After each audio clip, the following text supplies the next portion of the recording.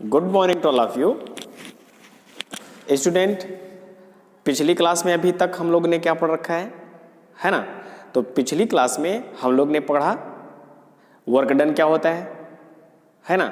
Work done की necessary condition क्या है, तो दो नेसेसरी कंडीशन हमने आपको बताया था वर्क डन का, है ना।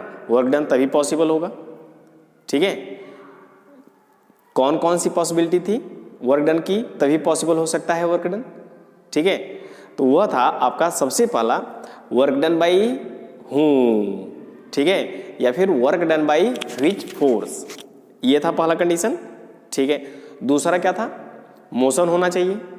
तो मोशन कौन से डायरेक्शन में होना चाहिए, आंसर है उसी डायरेक्शन में होना चाहिए जिस डायरेक्शन में फोर्स लगा हो या फिर उसके अपोजिट, है ना। तो अपोजिट का मतलब समझाए थे आपको, एग्जाम्पल भी हमने बताया था, है ना। अब हमने आपको बताया कि एक बॉडी पर डिफरेंट टाइप का फोर्स लगता है, ठीक है। तो इसी तरीके से हम ये कैलकुलेट करना चाहेंगे कि वर्क डन बाई हूम या फिर work done by which force, है ना, ये पढ़ रखा था, ठीक है। और वर्क डन का फॉर्मूला क्या था, फोर्स इनटू डिस्प्लेसमेंट, है ना, ये पढ़ा था। और एक हमने और फार्मूला पढ़ा था वर्क डन का, जब फोर्स और डिस्प्लेसमेंट कुछ इंक्लाइनेशन पर होते हैं, कुछ एंगल पर होते हैं, ठीक है ना। तब हमने पढ़ा हुआ था work done is equal to force into displacement into cos theta, है ना, ये पढ़ा था। और जो वर्क डन हमारा होता है वो एक स्केलर क्वांटिटी होती है, ये भी हमने पढ़ा था, ठीक है। फिर हमने पढ़ा था टाइप्स ऑफ वर्क डन में पढ़ा था, positive work done, negative work done और जीरो वर्क डन, है ना। तो ये सब हमने पढ़ लिया था, ठीक है। तो क्या क्या पढ़ा, वर्क डन के ये दोनों condition, work done by whom या फिर which force, motion in direction of force या फिर अपोजिट डायरेक्शन, यस, ठीक है। वर्क का फार्मूला फोर्स इंटू डिस्प्लेसमेंट, ये हमने पढ़ा था। इसी को लिखा था force is equal to force into displacement, यानी यस।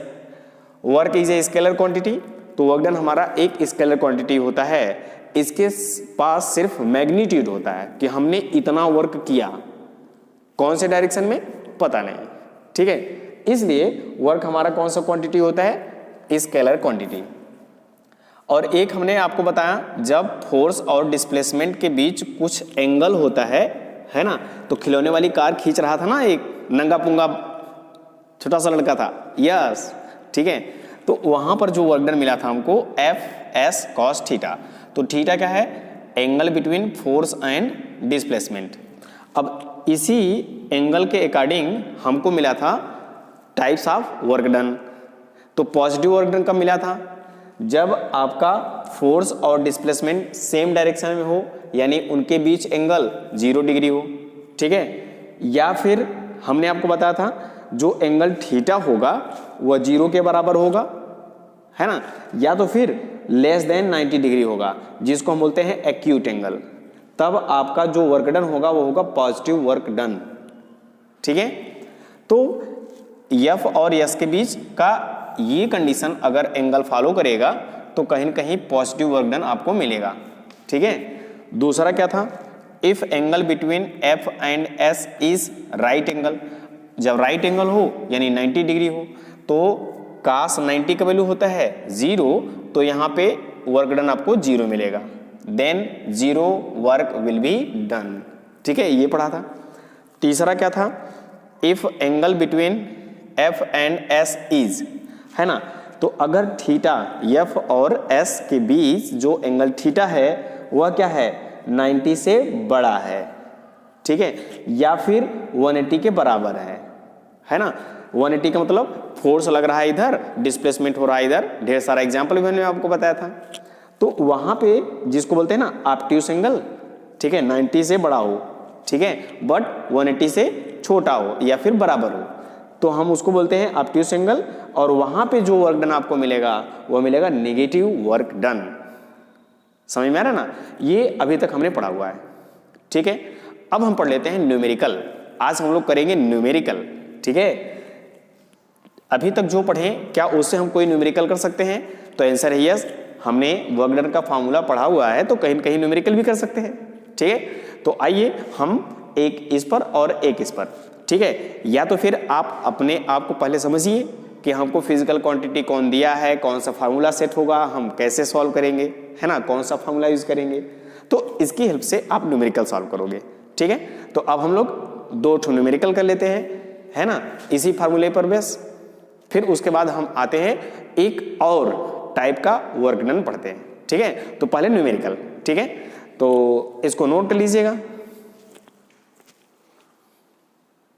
ओके, तो ये आपके पास 2 numerical, question number 1 and question number 2, है ना। तो सबसे पहले हम क्वेश्चन नंबर 2 को सॉल्व करते हैं। ठीक है, फिर उसके बाद 1 को आते हैं, है ना। क्यों, ये देखिएगा, देखिए, तो क्वेश्चन नंबर 2 को पहले सॉल्व करते हैं। तो क्या लिखा हुआ है, a force of 50 Newton act on a body. कोई एक बॉडी है ना, मान लीजिए आपका कार ही था, कार ही मान लो। ठीक है, ये रहा, ये आपका कार रहा, है ना। तो ये रहा इसका हॉरिजॉन्टल सरफेस, है ना। तो अब इस पर एक फोर्स लग रहा है, कितने का लग रहा है, a force of 50 Newton act on a body. ये एक बॉडी है, इस पर 50 न्यूटन का फोर्स लग रहा है ना। एंड मूव्स इट और डिस्टेंस ऑफ 4 मीटर, 4 मीटर ये डिस्टेंस है और ये आपका फोर्स है।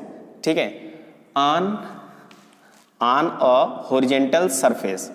ठीक है, तो एक बॉडी है जिस पर 50 न्यूटन का फोर्स लग रहा है और वह 4 मीटर डिस्प्लेस हो रही है, 4 मीटर डिस्प्लेस हो रही है, डिस्टेंस है ना, distance 4 metre on the horizontal surface, इस हॉरिजॉन्टल सरफेस पर। तो मान लीजिए ये आपकी कार यहाँ पर आ गई, है ना, हॉरिजॉन्टल डिस्टेंस यही है आपका, है ना, ये इस तरह से। ठीक है, और इनके बीच का जो डिस्टेंस है, इनके बीच का डिस्टेंस वो कितने का है, आंसर है 4 मीटर का है, 4 मीटर डिस्टेंस है। ठीक है, और कितने का फोर्स लगा है, 50 न्यूटन। और आगे देखिए क्वेश्चन में क्या कहा हुआ है, कैलकुलेट द वर्क डन। आपको वर्क डन निकालनी है।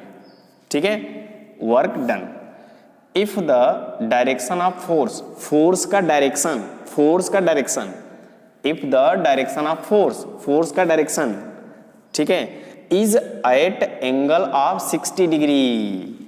जो फोर्स का डायरेक्शन है वो क्या है, 60 डिग्री है। ठीक है, किससे 60 डिग्री है, to the horizontal surface, horizontal surface से 60 डिग्री पर फोर्स लगाया जा रहा है। तो बॉडी 4 मीटर हॉरिजॉन्टल सरफेस पर या हॉरिजॉन्टल डायरेक्शन में डिस्प्लेस हो रही है ना। अब समझ आ गया क्वेश्चन, यस। तो यहां पर जो फोर्स लगा हुआ है, ये फोर्स जो लगा हुआ है वो कितने का लगा हुआ है, तो आंसर है 50 न्यूटन, 50 न्यूटन। और डिस्प्लेस कितना हुआ, यस इज इक्वल टू कितना हुआ डिस्प्लेस, ओके, तो लिख लीजिएगा S is equal to 4 metre displace हुआ।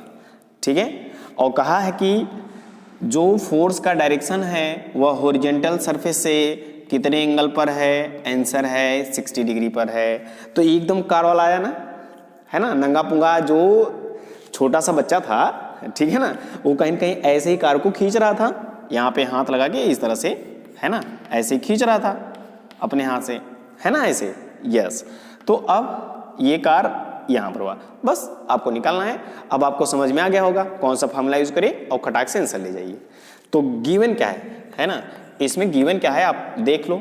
पहले तो फोर्स दिया हुआ है, force F is equal to 50 newton दिया है। ठीक है, डिस्प्लेसमेंट दिया है, आंसर है 4 मीटर दिया है, और एंगल थीटा इक्वल टू दिया है 60 डिग्री दिया है ना। तो अब फोर्स दिया है 50 न्यूटन। देखो पहले जो फिजिकल क्वांटिटी हमको क्वेश्चन में दिए हैं, क्या वो सेम यूनिट में है, मतलब सेम सिस्टम में है कि नहीं, SI में है, MKS में है, CGS में है, या डिफरेंट है। अगर डिफरेंट होगा तो हमको चेंज करना पड़ेगा, यस, और नहीं सेम सिस्टम में है तो सॉल्व करिए। ठीक है, तो देखो कहीं न कहीं ये SI में है, फोर्स SI सिस्टम में है, डिस्प्लेसमेंट भी SI सिस्टम में है। ठीक है, तो अब हम आसानी से कैलकुलेशन कर सकते हैं। तो अब यहाँ पे देखिए फोर्स S और थीटा के बीच का रिलेशन क्या था, work is equal to force FS cos theta, बस, है ना, वैल्यू रखिए, आंसर ले जाइए। तो work done is equal to force कितना है 50 मल्टीप्लाई यस कितना है 4 multiply cos 60, theta is equal to 60, ये रहा 60 डिग्री। तो 54 जा 200, 200 मल्टीप्लाई cos 60, cos 60 की वैल्यू आपको टेबल से मिलेगा, तो वहां से मिलता है हाफ, यानी 1/2। cos 60 का वैल्यू क्या होता है 1/2। अब 2 से ये कैंसिल हो जाएगा, तो work done is equal to 100, और ये सब एसआई में है तो वर्क की जो वैल्यू आएगी उसको भी हम कहीं न कहीं एसआई सिस्टम में ही लेंगे, जिस सिस्टम में हमारा यूनिट दिया हुआ होगा। यस, तो ये हुआ आपका जूल। ठीक है, तो ये आपका है आंसर। तो कितना वर्क डन करना पड़ेगा, ये वर्क डन करना पड़ेगा। समझ में आ गया? ठीक है, अब हम आते हैं पहले क्वेश्चन पे। ठीक है, तो इसको इरेज करें। Okay,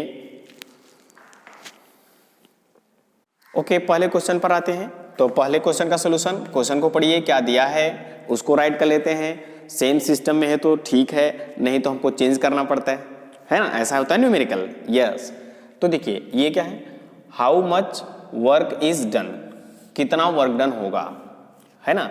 when a force of 2 Newton moves a body through a distance 10 centimetre in the direction of force, force के डायरेक्शन में ही, है ना, फोर्स के डायरेक्शन में ही डिस्प्लेसमेंट हो रहा है, यानी वर्क डन आपका पॉजिटिव होगा, है ना।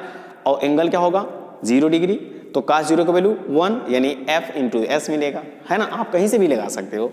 ठीक है, तो आपको दिया है force F is equal to क्या दिया है, उसको लिख लो 2 न्यूटन, है ना। ये तो आपका SI है, ठीक है। तो डिस्टेंस कितना है आपका, डिस्टेंस आपका है 10 सेंटीमीटर, है ना।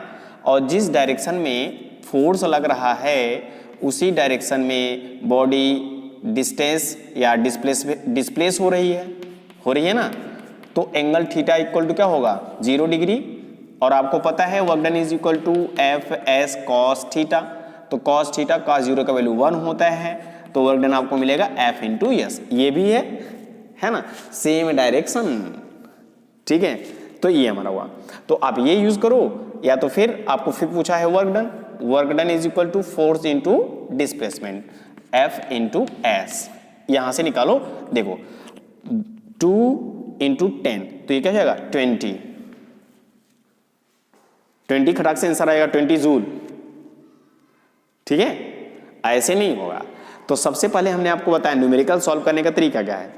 जो क्वेश्चन में फिजिकल क्वांटिटी दी है क्या सेम सिस्टम में है, उनकी यूनिट सेम सिस्टम है तो ठीक है, नहीं तो चेंज करना पड़ेगा। यस, ठीक है। तो फोर्स 2 न्यूटन ये एसआई में है, ये सही है।